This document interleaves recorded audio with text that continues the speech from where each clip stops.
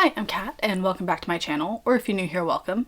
This is a channel where I like to talk about books and ideas, and today I'm going to be talking about my thoughts on the Fairyloot Romantasy subscription.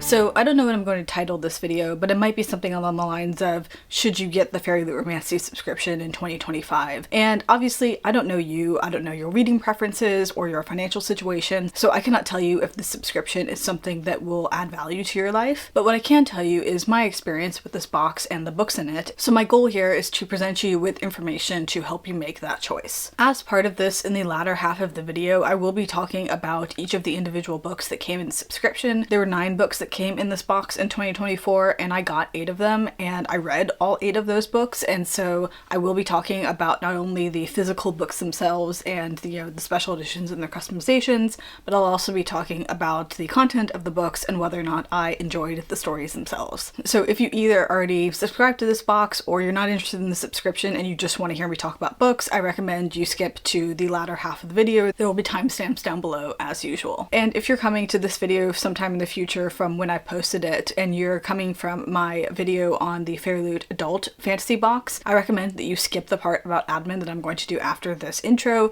because it will be pretty much word for word exactly the same as what I'm about to do. So if you're coming from that video, I also recommend just skipping straight to the books. All of the admin stuff is pretty much the same. I'm hoping that this will be a good resource for anyone who is thinking of subscribing to Fairyloot in the future. I know that these boxes are very popular right now, not just Fairyloot, but other retailers as well, and I want to give you the best information I can so you can make an informed decision about how to spend your own money. Additionally, a kind of semi-spoiler for this video is that I did not get off to a great start with this box, and I am a Romantasy fan, so I was very excited for this box, but at the end of this video we're going to be tallying up some of my general thoughts, and I'm going to be determining if this is a box that I want to keep in 2025. So this video is both a resource for you, but also a device for me to be honest with myself about how I'm spending my money and if that is worth it for me. If you're interested in some of the dilemmas around special editions in general, I did a whole video about that where I tried to work out some of my own thoughts on special editions and things like the resale market and how they are currently sold by the various retailers, and just general thoughts on their impact on the kind of publishing space. So if you're interested in that, feel free to check out that video once you're done here. I should also say, as a couple of disclaimers at the top of this video, I am not affiliated with Fairyloot in any way. They don't know I exist. I pay for these boxes with my own money, so everything in here is my opinion based on how I've spent my money. Also, anything to do with Fairyloot's pricing or policies or anything like that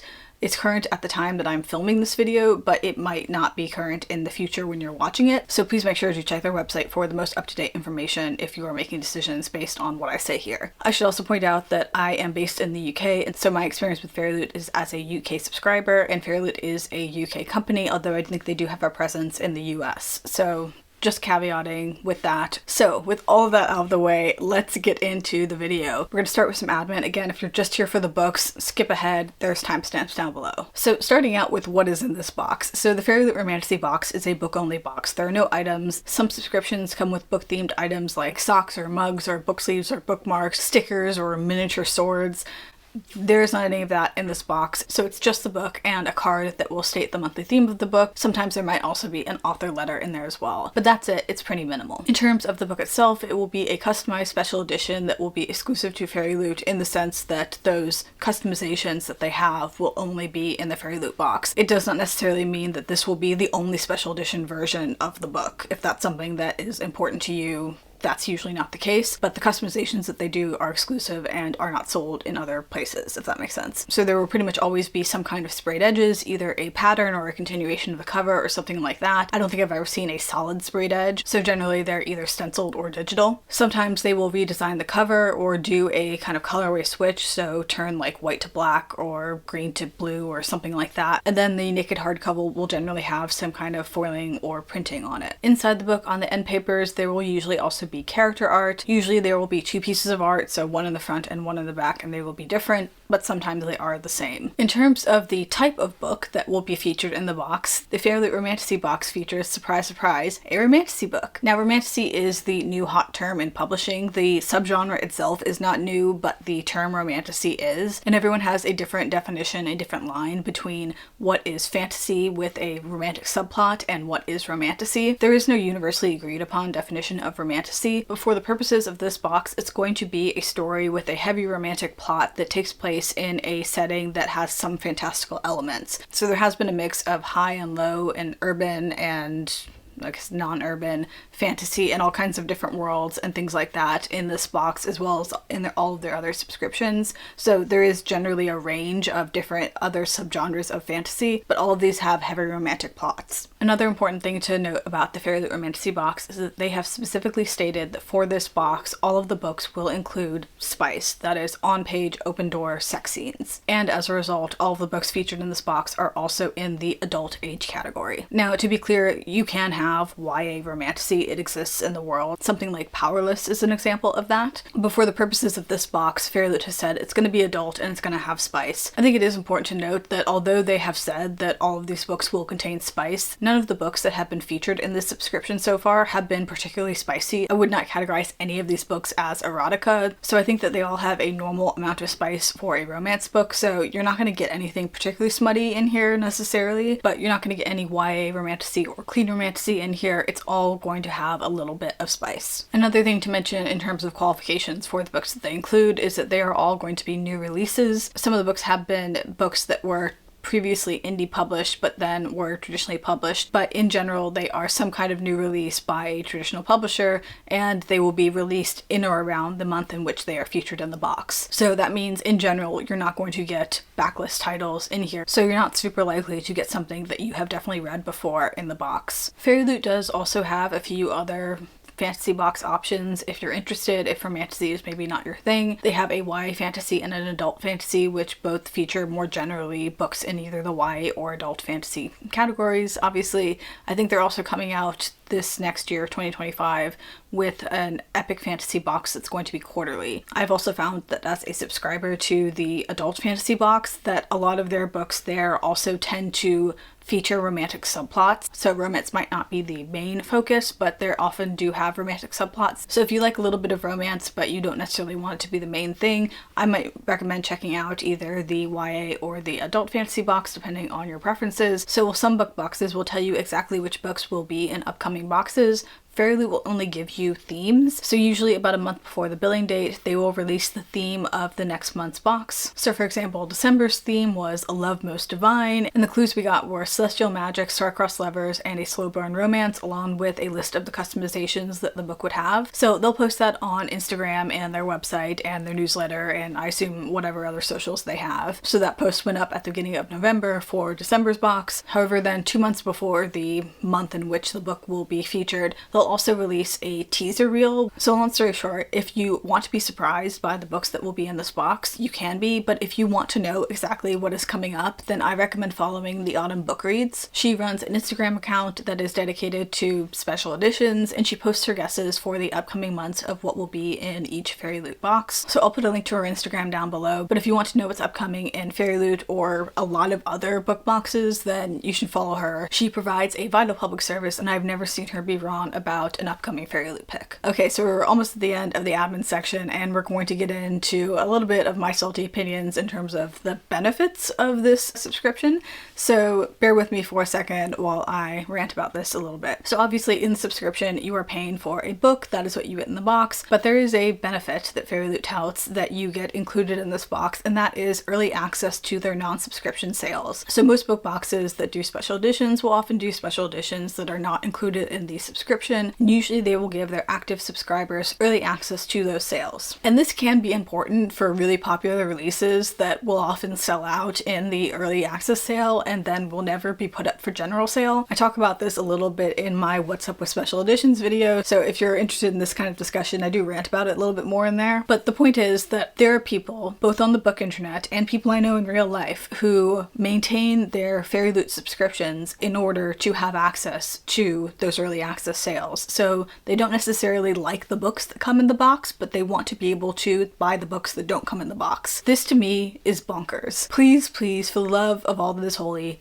do not spend £200 a year when you account for shipping and assuming you use all of your skips for books that you are not interested in, so you can have the opportunity to buy books that you are interested in. This is a fool's calculus. It is not worth it. I see people justifying this by saying that if they get something in the box that they don't like, then they can just resell it and get that money back, but I have looked up the prices of, reselling some of these books, because I have had books that have come in the box that I've read and have not liked, and so I've thought maybe I can resell this. And often what I find on resale sites is that the books are selling for at least £10 less than the cost of the box with shipping. So even if you do end up reselling your unwanted books, you not only have to deal with the admin of that, but you're probably still going to be making a loss. So I do not recommend this as a strategy. Also, I have a lot of thoughts on the resale market for special editions. I think it's a scam and should not be something that is allowed, but we won't get into that. Just don't get a subscription just so you can have early access to sales. It's not a good idea. Don't do it. You'd probably be better off just paying for the few special editions that you really want on the resale market at those insane inflated prices, rather than maintaining a £200 a year box for books that you don't even like. So in terms of the benefit of early access, it's nice, but it is not a reason in itself to get any of these boxes. So that is the general overview of the Fairyloot Romantasy subscription, and now we're going to get into the books that came in this box in 2024 and what I thought about them. So like I said before, all of Fairyloot's books that come in this box will be in the fantasy genre, and they will have heavy romantic plots. There will also be new releases, including indie titles that are being republished as traditional titles, and all of these books will contain smut and therefore be adult, although none of them are overly smutty, nor would they be classified as erotica. So for each of these books, I'm going to be giving you a brief overview, a synopsis of what the book's about. I'm going to tell you if I personally would have bought this book if it had not been in this box, and I'll also tell you about what I thought about the physical book and whether or not I'm going to be keeping it. I will also insert some b-roll in here so you can get a close-up look at all of these pretty editions. So the Fairyloot Romantasy Box's inaugural book was in April of 2024, and their first book was Lore of the Wilds. This book follows Lore, a human living in the human lands that borders on Fae territory. Through a series of circumstances, she is charged with cleaning out a library in the Fae Palace that the Fae can't enter, but humans can. And since she can read the Fae language, she has been asked to go in, categorize the books, and bring them out anything that concerns magic. She doesn't stay in the library for very long, and the rest of the book is basically her running around the forest with various Fae men and learning how to use magic so that she can use it to save her people who are oppressed by the Fae. I might have bought this book without the subscription if it had gotten good reviews. The concept was definitely right up my alley. However, I did not like this book. I thought the premise was good, but honestly it meandered a bit. As soon as Lore got out of the library, I wasn't really sure what she wanted to do. She really just seemed to be wandering around the forest, but it really felt like the author was trying to connect a series of tropes and scenes and vibes rather than telling a coherent story. I also felt like the relationships in here were severely underdeveloped. There are two potential love interests in here, but Lore has chemistry with neither of them, and so that was really disappointing for a romantasy book where a romance is kind of the point. The actual writing of this, the prose, was good, but I think this could have used some editing for the story parts and to make the characters more developed and more interesting. And so I was very disappointed because I didn't feel like this book got the editing it deserved from the original publisher. In terms of what I thought about the exterior of this book is gorgeous. I think this cover is mostly the original trade cover, and this is gorgeous. The edges are beautiful, the hardcover is beautiful, the interior character art is absolutely gorgeous. Everything about the physical nature of this edition is tops, but the story unfortunately just did not do it for me. So I will not unfortunately be keeping this book. I'm going to give it away, and I hope that someone else will find it and love it more than I did. So May's book was A Curse of Blood and Wolves, and this book is a kind of dark, sexy Little Red Riding Hood retelling. So this book follows Ruby. Ruby works at a bar in a smallish town and takes care of her ill sister. However, as she walks home from her late night shifts, she is stalked through the woods by a guy called Rafe, who just happens to be a werewolf. One night, Rafe saves Ruby from attack by another werewolf, and the two of them start to work together to try to figure out why this other wolf was after her, and of course they start to have the feelings. This probably is not a book that I would have picked up in this subscription. However, I have gotten books in book subscriptions before that I have not really thought I'd be interested in and ended up loving, so I was definitely willing to give this a try. However, I did not like this. Unlike Lore of the Wilds, where I thought the concept and the writing was good but it just needed better editing for the plot and the characters, This book was good on no accounts. The premise, the writing, the characters, the plot, everything just was horribly unoriginal. I think I said in my original review that this could have been written by an AI. It was that stereotypical. I'm not saying that the author used AI to write this, but this is so stereotypical it could have been a parody. To add insult to injury, the writing itself, the actual technical prose and the dialogue and stuff was just really pedantic and not great. In terms of the physical book, I think I probably prefer the trade cover to this one that Fairyloot designed. I actually don't mind people on the cover, but I think it has to do a lot with whether or not I like the characters on the cover, and because I didn't like these characters, this cover is worse for me than the trade cover. However, on the reverse dust jacket of this, it does have the trade cover, so I could have flipped it around if I really wanted to.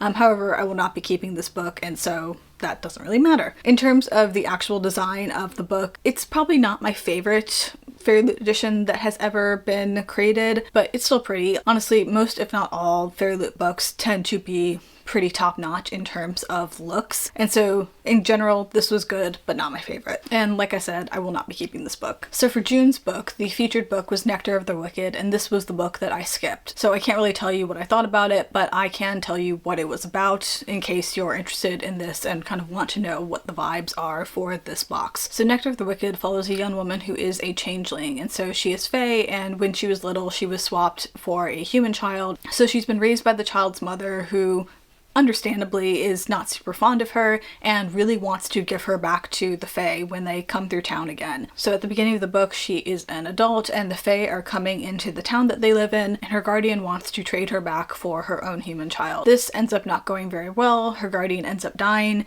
and for some reason she has to take on the debts of her guardian, and that leads to her working in a brothel. While our main character is working in this brothel, she meets a Fae dude who offers to take her back to the Fae realm. This is something she wants to do because she wants to learn about where she came from, and so they make some kind of deal, and that leads to various shenanigans. So after the disappointment of the first two books in this subscription, I decided to try to do as much research on this one as possible, and because it was a previously indie published title, I was able to get a Kindle sample of it before the billing date, and so I read the Kindle sample and decided that I wasn't really keen on this book. It might be something I pick up eventually, but I decided that I didn't need to pay £25 for a special edition for a book that the first couple chapters I wasn't really interested in. So in terms of the question of would I have bought this book without the subscription, the answer is obviously no, because I skipped it. In terms of the appearance, I'll insert a screenshot from Fairyloot's website of what the book looks like. I think it looks like a pretty edition, but again, probably like A Curse of Blood and Wolves, it's not my favorite in terms of the customizations they've done. If you want to see more detailed pictures of this edition, then you can go to their Instagram. I'm sure a lot of people have posted about this, but I didn't want to just pull photos off of Instagram that I didn't take. So despite the first two books, I was actually really keen to read July's book, which was billed as for fans of Leigh Bardugo and V.E. Schwab, both authors who I've read from before and who I love.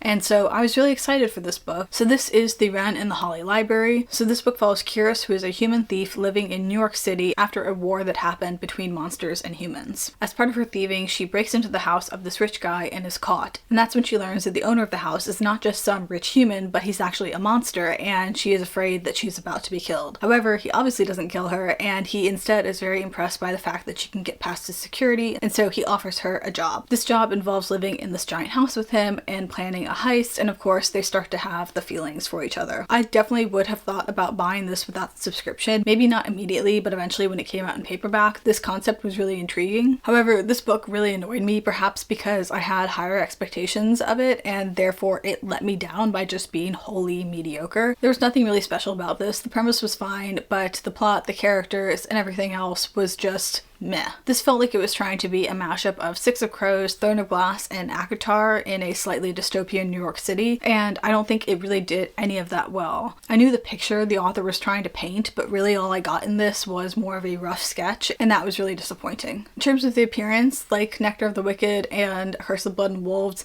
this is fine. As special editions go, it's a beautiful book, but in terms of all the editions that Fairyloot has ever done, it's probably not my favorite. So, we are 0 for 3 by this point. point in terms of the books that I had actually gotten from this subscription, and I was really considering cutting my losses at this point, but this next book was another one that had been indie published and was being re-released by a traditional publisher, and therefore I was able to get a Kindle sample in order to evaluate it before I considered whether or not I wanted to skip or cancel. And after reading the Kindle sample, I was very intrigued, and so I decided to go ahead and get this box. So this is Bonded by Thorns. So this book follows Rosalina, a human woman who grew up in the human world, and her father has spent her entire life looking for the Fae realm because he is convinced that her mother was taken away by Fae. Through a series of circumstances, he does manage to find the Fae realm, and Rosalina follows him through and finds that he has been locked up in a castle a la Beauty and the Beast. She of course then exchanges her freedom for his, and now she is stuck in this castle along with the beast. Except there's not just one beast, there are four, and this is a why choose fantasy romance. So the four princes represent the four seasonal courts, and they are all there in this castle and cursed until they find their true love, and you can probably guess where this is going. I don't know if this would have been on my radar without this subscription, but honestly, after reading the Kindle sample, I really did want to read the book, and so I probably would have bought it without the subscription if I had happened to come across it. I loved this book. I love Rosalina as a character. There were some parts that were a bit over the top and ridiculous, but all in all, it was a fun read and I had a good time. I've now also read the second book in this series, and I do want to get the third and the fourth, which I think are already out now, so I was definitely glad to have gotten this in this box. In terms of the appearance, this edition is gorgeous. I even like having Rosalina on the cover, again, probably because I like her character. I'm not exactly a fan of the trade covers of the traditionally released books in this series, so I'm glad to have this edition, but I will also say that the original indie covers of this series are some of the most beautiful covers that I've ever seen, so I don't know why they didn't just use those for the trad release, but either way, I'm glad to have this edition, and I would definitely get Fairyloot editions of the rest of the series if they are to put them up for sale eventually. So I definitely will be keeping this book. I really enjoyed it. So the next book we have is The Half King. This book follows Cerise, who is a young woman who has grown up in the temple, and through a series of circumstances, she is sent to the capital and the palace to represent the temple at the palace. For reasons, her personal goal throughout this book is to break the curse that is impacting the 5 noble families of this kingdom, which mostly affects firstborns of the families. Now, Cerise is not a firstborn herself, however, her sister is pregnant with a child that will be a firstborn, and when she goes to the palace, she gets to know some other people who are firstborns, including the king, who she starts to have feelings for, so she wants to save her friends from this curse. This is another one that would not have been on my radar, and I probably wouldn't have picked up without the subscription even if I had heard about it, but after having a really good time with Bonded by Thorns, I didn't want to skip this one because I thought it might be another surprise. Unfortunately, I did not particularly like this. There was nothing really wrong with it, it was just a bit meh. There are some interesting themes in here around religious repression and control of women's sexuality, but the plot and the characters were honestly pretty boring and they felt contrived. This wasn't particularly badly written, it had its moments, but all in all, it wasn't anything particularly groundbreaking or anything that I feel the need to read again, and I don't really want to read on in this series, so I will not be keeping this book. In terms of the edition itself, I think this is something that is kind of in the middle. I don't think it's as pretty as Lore of the Wilds or Bonded by Thorns, but I do like it better in terms of appearance than A Curse of Blood and Wolves and The Wren and the Holly Library. For October, the book pick was The Coven. This book follows Willow. Willow is a witch, and through a series of circumstances, Willow is semi-coerced into attending this academy for magic. It's more of a university because Willow is like 20, and that is important because this book is smutty. Willow has trained her entire life to take revenge on the creatures that killed her aunt, who are called vessels, and they're basically vampires, and they kind of coexist with the witches at this school. Her goal in this book is to find the bones of her ancestors so that she can use her necromancy magic to kill the vessels, and one of her targets is the sort of like head vessel, who also happens to be the headmaster, and for some reason, I think vibes, her plan is to seduce this guy in order to kill him. I don't think this is something I would have bought without subscription. This is a dark romance, definitely, and it's not the sort of thing I tend to be into, but after seeing the synopsis for this, I was morbidly curious about how the author was going to handle this, and the answer is not well. While I was intrigued enough about this book to both read it and the sequel, after reading both of them, I feel like the series was more a collection of scenes and vibes and stuff that the author kind of loosely wound together with a thin veneer of plot. In short, I think that this book and the sequel were less about telling a story and more about some dark paranormal smut, and as dark paranormal smut goes, it could have been better. I think that they did a really good job with the cover design in terms of communicating what this book was about. We've got a sullen, sinister looking love interest looming behind a much younger looking woman. This is probably not a book that I will be keeping, although again, I was nosy enough to read the sequel. I don't think it's something that I'm going to revisit, and I probably won't continue on with the series, so I'm hoping that this will find a better home elsewhere. So November's book was Fire in the Sky. This book follows Tamsin. Tamsin was found as a baby on the palace grounds. She has been raised by the king and queen as a sort of princess. However, she is not a princess, she is actually the royal whipping girl, and it is her job to be punished for the princess's misbehavior. So she has taken beatings by proxy her entire life. However, she still thinks of the king and queen as her parents and the princesses as her sisters. Once the princesses are married off though, Tamsin will have the freedom to live her life as she likes and no longer be beaten all the time. However, those dreams are dashed when the feared border lord from the north comes to the palace and demands one of the princesses as his bride. Not wanting to give him one of their own precious daughters, the king and queen decide to give him Tamsin instead. Something that he doesn't realize until it's too late and they're stuck with each other. This was a book that was on my radar even without the subscription, and I was definitely keen to read it. I was really interested in the prospect, and I probably would have bought this outside of this subscription. I did generally like this. I do think the second half dragged a little bit, and this did seem to be a bit more of a setup for the series, but I was really intrigued by the premise, and I think it was generally well executed. I definitely do want to continue on in the series because I want Tamsin to realize what assholes the king and queen are and like go and exact vengeance or something. So I am curious to see how this turns out. This was honestly one of the only books that Fairyloot has ever done where I preferred the trade cover over the one that they designed. The original cover was black with an orange dragon on it, and I thought it looked really good, and they do have that on the reverse dust jacket, but they turned the black to white, and I wish they had kept that original coloring. I do think that the naked hardcover is beautiful. The edges are beautiful, although I wish that they had continued the pattern on the naked hardcover onto the edges rather than the dragons. I like the dragons, but I'm not sure if I really love this color scheme of the kind of orange and gray. That being said, it's still a beautiful edition, and I'm glad I have it, and I will be keeping this. And then the last book we have for this video is Heavenly Bodies. So this book follows Alara. Alara is a princess, and on her birthday she learns about a prophecy that claims that she will fall in love with the King of Stars and it will destroy them both. In this world, the stars are like gods, and the King of Stars hears this prophecy and thinks, I don't want to be destroyed, so I'm gonna make this woman's life miserable so she will never fall in love with me. And so he comes down and kills her parents and I think tries to kill her. She ends up escaping to a neighboring kingdom where the king there tells her that he will give her refuge if she agrees to train and learn how to kill a star or a god. She ends up training with the crown prince Enzo to learn how to use her magic to kill a star. This is a book that gained quite a lot of popularity when it was originally indie published, and I think this is one I would have picked up eventually at some point because I was kind of intrigued by the concept. Unfortunately though, I did not really get on with this. I do wonder if at the end of last year I was in a bit of a reading slump and I was getting a bit impatient with some of the books that I was reading, and I did end up skimming the last 30% of this because I just wasn't having a good time. There are definitely parts of this that drag on. There are a lot of scenes that don't need to happen, and I wasn't particularly attached to the characters. However, one thing I will say about this is that I really love the mythology that the author created. The world they created was really great, but I think that the characters and the plot just really seemed to drag, and I wasn't really invested in any of it.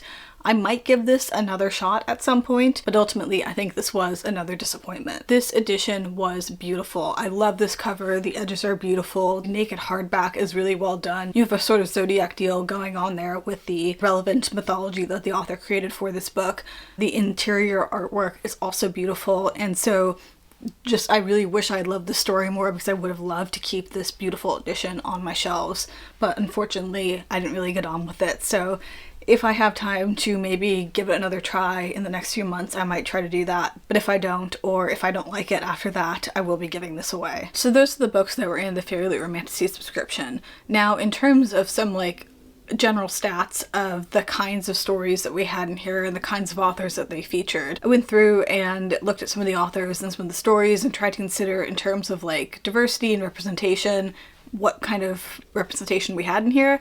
In terms of BIPOC authors, I think there was only one, and that was for Lore of the Wilds. Feel free to correct me if I'm wrong in the comments, but this was the best I could figure. In terms of male-female split, these were all written by women, or at least people who do not identify as men, which is, I think, pretty typical for romantasy. I think it is a very female or non-binary dominated subgenre. In terms of BIPOC characters, so where the main character was a person of color of some sort, again, there was just one, that was Lore of the Wilds. And for queer stories, there were 0. These were all male-female pairings in terms of the romance. And I point this out because I am going to be doing an overview of the adult fantasy box, and there was more representation in that box I found in terms of both the authors and the characters, which I found interesting. So in terms of my general stats, out of the 9 books that were in this box in 2024, I only skipped 1. In terms of whether or not I would have bought the books without the subscription, I'm thinking between like 4 or 5 out of the 9 I would have, probably bought without the subscription. And that is based on the premise alone. I do think that for most of these books, I would not have known about them without the subscription, and therefore I probably would not have bought them. But there were probably like 2 or 3 that were definitely on my radar outside of the feature in this box, if that makes sense. And then in terms of whether or not I liked these books, for the 8 that I got and read, I think only 2 of them were winners for me and ones that I enjoyed and want to keep, and that was Bonded by Thorns and Fire in the Sky. In terms of appearance, I created a very subjective little 3-point scale to decide whether or not I liked the appearance of these books. For reference, I think all Fairyloot books tend to be pretty good in terms of special editions. All of the customizations they do are pretty top-notch in my opinion, but some of them I enjoyed more than others.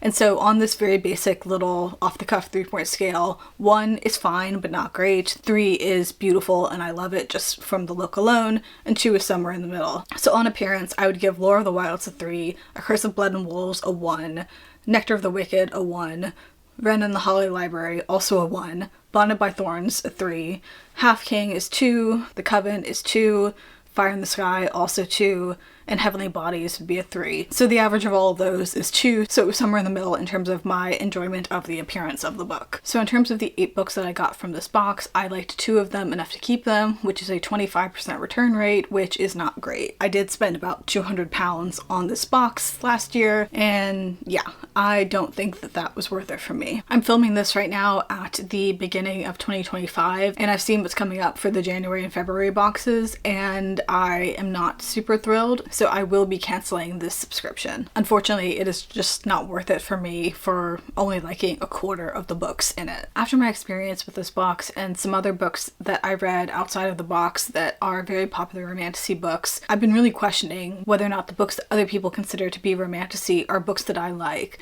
I think that romantasy can encompass such a wide variety of books that it can sometimes be hard to figure out if this is a book that you'll like. And I think for me personally, a lot of the books that were in this subscription, as well as some of the more popular romantasy books on the book internet, have just really not been doing it for me recently. However, I do think I still like this subgenre because I definitely have read books that I would describe as romantasy that I really enjoyed. And fantasy and romance are my 2 most read genres on their own. So this feels like something that I should really like. I have a lot of thoughts on that, so I might be doing a video about that soon. So if that's something you're interested in, then stay tuned. However, one thing that I would say about this box that I would change if I could is the criteria that they use for romantasy. Obviously, the more specific you are about your criteria, the fewer options you have, especially if you are going to put out a monthly box.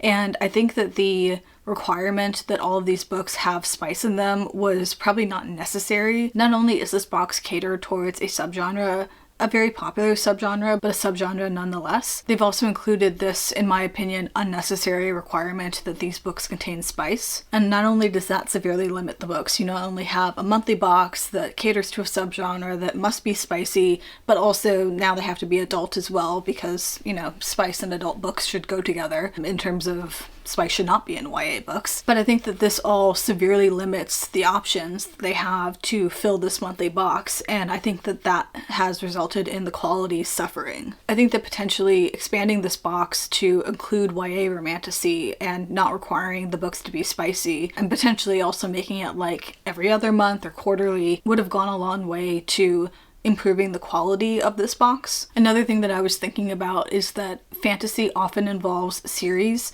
and all of these books, in fact, are the beginning of a series of books that build on each other, or at least a series of interconnected standalones.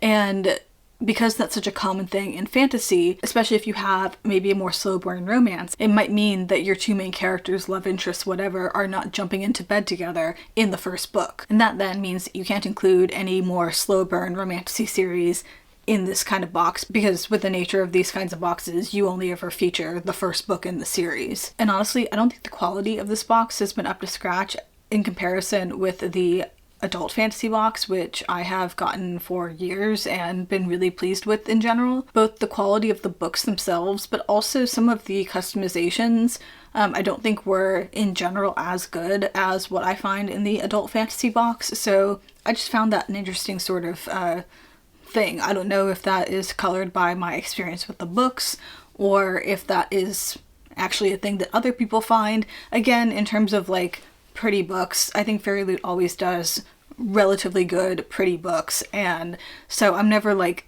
displeased with their customizations, but I have done a similar kind of exercise for the adult fantasy box, and on average I thought that the customizations that they did for that box were better in terms of appearance, and I also like the quality of the books a lot more. So those are just some thoughts in terms of my experience with this box. I hope this video was helpful to you. It may have been that you have read these books and you like them a lot more than I did, and if you do, that's great. I love that for you. This might be a good box for you. So that's it for the video. Let me know what your experience has been with book subscription boxes. Have you ever had any? Have you liked them? Have you canceled any? If you did, why did you cancel them? I'd love to know what other people think about various subscriptions down in the comments. I hope you liked this video. If you did, please like, and if you'd like to see more from me in the future, please subscribe. I hope you're having a great day wherever you are, and I hope to see you in my next video. Thanks very much. Bye.